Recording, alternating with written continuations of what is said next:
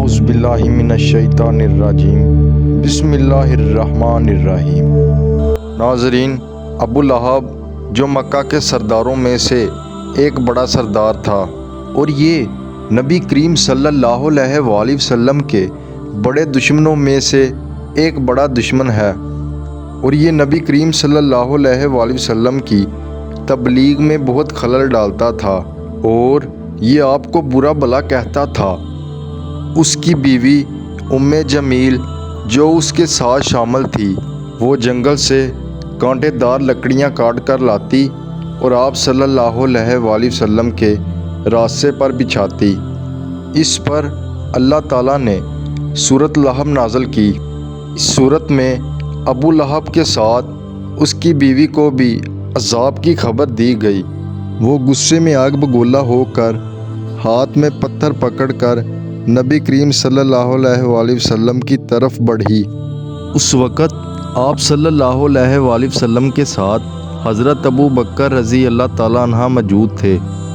انہوں نے ابو لہب کی بیوی آپ کی طرف آتے ہوئے دیکھ کر فرمایا، اے اللہ کے نبی، یہ عورت بہت بد زبان ہے، اگر آپ یہاں پر ٹھہرے رہے تو اس کی بد کلامی سے آپ کو تکلیف پہنچے گی۔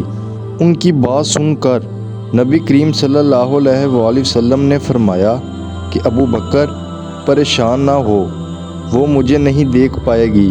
اتنے میں ہی وہ عورت قریب پہنچی اور آ کر حضرت ابو بکر رضی اللہ تعالیٰ عنہ سے کہنے لگی کہ تمہارا دوست کہاں ہے؟ اس نے مجھے ذلیل کروایا ہے۔ کہاں ہے تمہارا دوست جو شعر پڑھتا ہے؟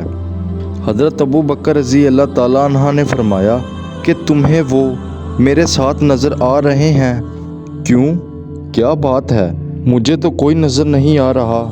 پھر آپ نے اس سے پوچھا کہ تم ان کے ساتھ کیا کرنا چاہتی ہو؟ تو جواب میں کہا کہ میں یہ پتھر ان کے منہ پر مارنا چاہتی ہوں، نعوذ باللہ۔ تمہارے دوست نے میری شان کے خلاف شعر کہے ہیں۔ دوستو، وہ عورت سورۃ لہب کی تلاوت کو شعر سمجھ رہی تھی۔